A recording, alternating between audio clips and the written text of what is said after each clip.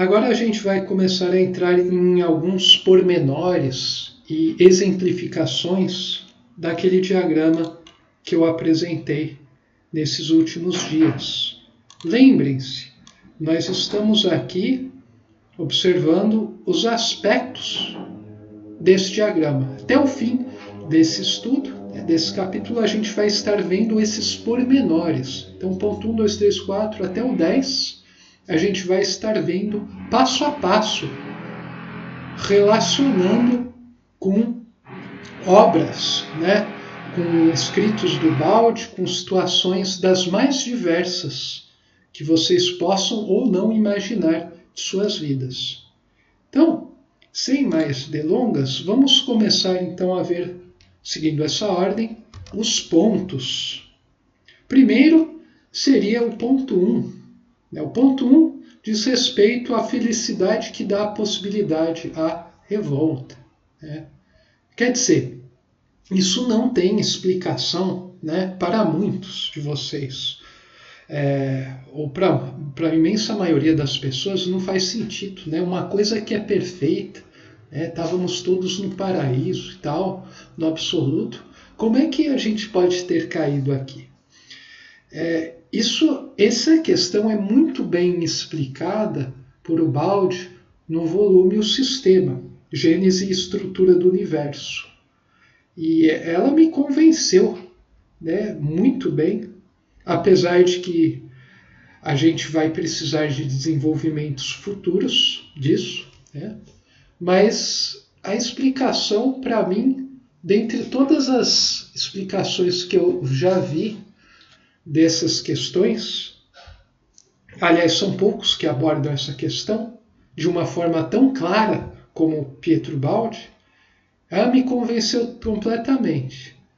Mas, digamos assim, Deus, o Criador, tem uma perfeição que é absoluta. As criaturas, que somos nós, tudo que não é o Criador, são as suas criaturas. As criaturas também são perfeitas, só que a perfeição delas é relativa. Porque se a perfeição da criatura fosse absoluta, seria como a perfeição divina. E daí Deus não seria Deus. A gente teria incontáveis deuses, o que eliminaria a unicidade do universo e, consequentemente, uma ordem. E é no próprio fato da perfeição da criatura ser relativa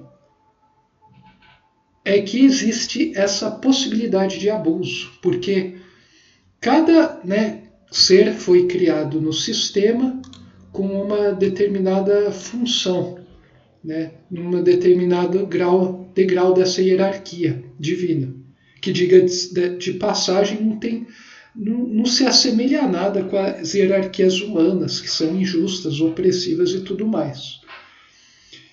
Então, existe a possibilidade de um ser tentar entrar na zona que é própria do outro ser, exercer função que não é a dele. O que levou a um movimento que o Baldi descreve como emborcamento, contração dimensional e tudo mais. No livro, O Sistema, Deus e o Universo, especialmente no Sistema, o Baldi descreve todo esse fenômeno de queda.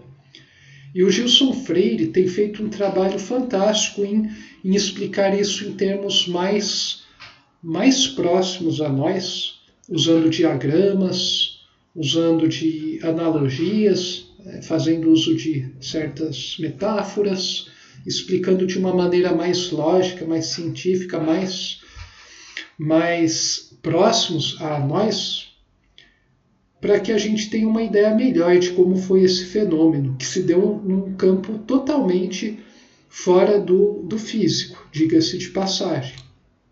Então,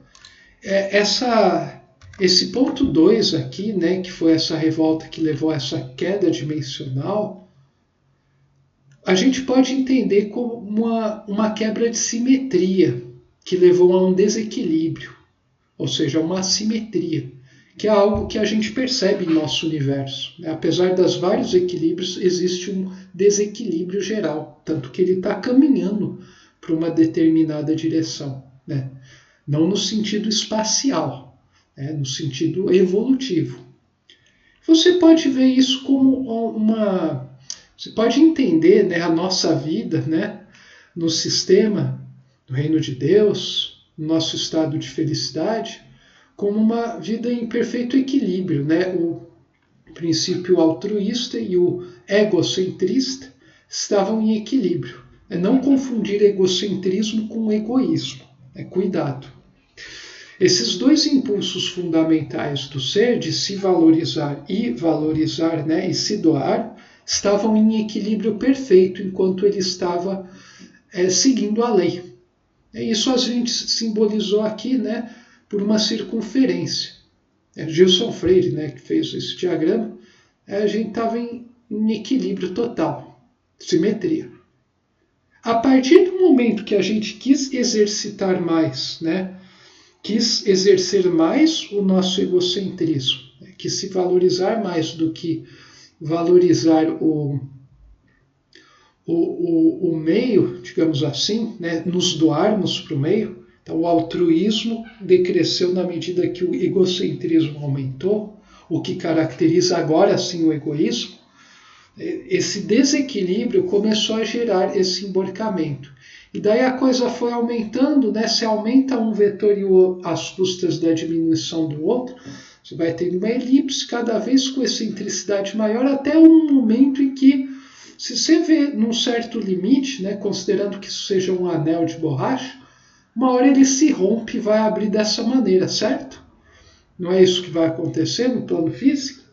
E daí você gerou, né, o que o Gilson Freire chama de uma anti-esfera, uma esfera invertida. Você rasgou a coisa e você gerou essa coisa invertida. Então, e isso é a origem, né, metafísica da queda dimensional, que a gente já estudou lá no começo, né, dos capítulos 20 e poucos, né, 20 e tantos desse tratado. Então, isso com uma explicação mais em diagramas desse movimento, né, essa revolta da criatura. Então foi um emborcamento, né, uma inversão das coisas, um desequilíbrio. Então, com isso, o princípio material se manifesta e o espírito se embatumou na matéria. A gente ficou preso na caixinha e a matéria passou a dominar. A gente ficou com uma capacidade de atuação extremamente limitada. Bom, muito bem. Isso de maneira geral, né, aqueles pontos 1 e 2. Nos próximos vídeos a gente vai explicar os outros pontos, 3 e 4. A gente se vê lá.